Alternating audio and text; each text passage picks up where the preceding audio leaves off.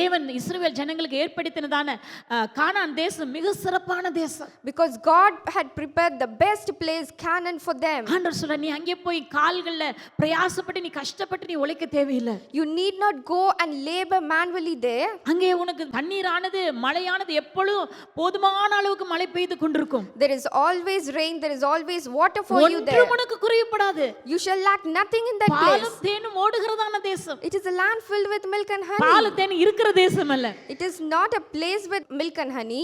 பாலும் தேனும் ஓடுகிறதான தேசம். It is a land filled with milk and honey. Overflowing. It's overflowing. நிரம்பி வழிகிறது. அப்படியானால் ஆசீர்வாதம் நிரம்பி வழிகிறதான ஒரு தேசம். So it is a land overflowed with blessings. ஆண்டவர் இன்னைக்குமே அப்படிதான் ஆயத்தப்படுத்துவார். Even for us he has prepared it the same. தன்னுடைய ஜனங்களுக்கு, for his people, ஆண்டவர் அழைத்து கொண்டு வருகிறதான ஜனங்களுக்கு, the people whom he has called and chosen, அவர் மீட்டு கொண்டதான ஜனத்துக்கு, the people whom he has redeemed, best place ஆயத்தப்படுத்தினார். he has prepared a best place. அவர்கள் போய் அங்க உழைத்து பிரயாசப்பட்டு கஷ்டப்படலாம் தேவையில்லை. You need not manually and physically there. அவர்கள் இளைப்பாறை சுதந்தரிக்கும்படி, you just need to rest and inherit.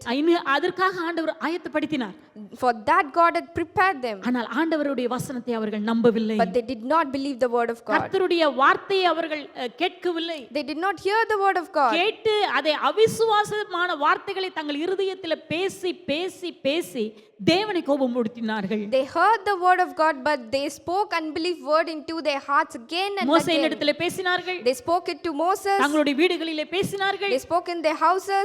ஒருவருக்குள் ஒருவர் பேசிக்கொண்டார்கள். They spoke to each other. இப்படியாக தேவனை கோபப்படுத்தினார்கள். They provoked God like this. நாம் கவனமாக இருக்க வேண்டும், எச்சரிக்கையாக இருங்கள். We need to be careful about வசனம் this. என்ன சொல்கிறது? ஆகவே let us therefore fear. Let us therefore fear. நாம் பயந்திருக்க கடவோம். Let us therefore fear. நாம் பயந்திருக்க வேண்டும். We need to fear. எதற்காக? Why should we fear? நமக்கு ஆண்டவர் இன்றைக்கு ஒரு இளைப்பாறுதலை வாக்கு பண்ணி இருக்கிறார். Today God has promised us a rest. ஆனபடினாலே அவருடைய இளைப்பாறுதலில் பிரவேசிப்பதற்கு ஏதுவான வாக்குத்தத்தம் நமக்கு உண்டாயிருக்கிறபடினால் ஒருவனும் அதை அடையாமல் பின்வாங்கி போனவனாக காணப்படாதபடி பயந்திருக்க கடவோம். Let us therefore fear lest a promise being left us of entering into his rest any of you should come short of it. அதை குறித்து நாம் பயந்திருக்க வேண்டும். We need to have the ஆண்டவரே, fear inside us. எனக்காக ஒரு இளைப்பாறுதலின் வாக்குத்தத்தம் உண்டாயிருக்கிறது. Lord, you have kept a promise for me. இன்றைக்கு இந்த வேத பாட வகுப்பிலே நாம் கற்றுக்கொள்கிற பாடம் இதுதான். This is the lesson we learn today in our Bible study. உங்களுக்காக, நமக்கு, for us, for நமக்கு you. என்றால் இந்த இடத்தில் இருக்கிறதான உங்கள் ஒவ்வொருவருக்கும். For us means to each and every one of you here. அன்றைக்கு அவர்களுக்கு உண்டாயிருந்தது. On that day it was for them. இன்றைக்கு நமக்கு. Today it is for us. எனக்கு சொல்லுமா, எனக்கு உண்டாயிருக்கிறது. Today it is for me. The promise is for எனக்கு me. உண்டாயிருக்கிறது. It is for me. என்ன கொடுத்திருக்கிறார்? What has he given us? வாக்குத்தத்தம் கொடுத்திருக்கிறார். He has given us a promise. யார் கொடுத்திருக்கிறார்? Who has given this? தேவன். The Lord. வானத்தையும் பூமியையும் உண்டாக்கின The தேவன். Lord who created the heaven and தன்னுடைய the earth. ஜனங்களுக்கு பெஸ்டானதை தருகிறதான The தேவன். Lord who always gives best to his people. அவர் வாக்கு பண்ணியிருக்கிறார். He has promised us என்ன today. வாக்கு பண்ணியிருக்கிறார்? What has he promised? இளைப்பாறுதல். Rest. என்னுடைய இளைப்பாறுதலுக்குள் My பிரவேசியுங்கள். Enter into my rest. யாரெல்லாம் அந்த கானான் தேசத்துக்குள்ள நுழைந்து அதை அனுபவித்தார்களோ அவர்கள் எல்லாம் பாக்கியவான்கள். Those who entered the land of Canaan and experienced his rest, they are all blessed. அதே போல யாரெல்லாம் ஆண்டவருடைய இளைப்பாறுதலுக்குள்ள இன்றைக்கு நம்ம பிரவேசிப்பதற்கு நம்ம ஆயத்தமாக இருக்கிறோமோ நாம் எல்லாரும் பாக்கியவான்கள். If you are ready to enter into that rest today, you are blessed. அதை ஒருவனும் அடையாமல் போய்விடாதபடிக்கு, That no one should come short of it.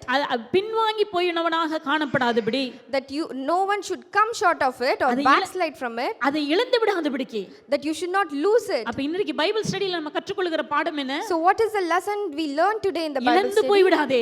That you should not lose it. இழந்து போக கூடாது. We should not lose it. எதை நாம் இழக்க கூடாது? What should we not lose? கர்த்தர் நமக்கு உண்டு பண்ணினதான வாக்குத்தத்தம். The promise which God has made for us. அந்த வாக்குத்தத்தம் என்ன சொல்கிறது? What the promise says to us. அவருடைய இளைப்பாறுதலில் நீ பிரவேசிக்க That நீ பயந்திரு.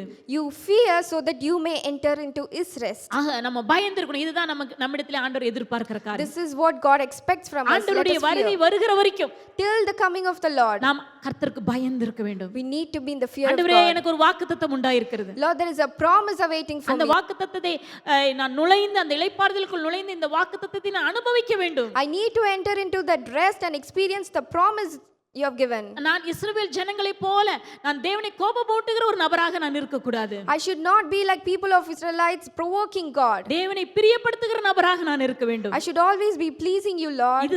இதற்கு பெயர் தான் தேவ பயம்.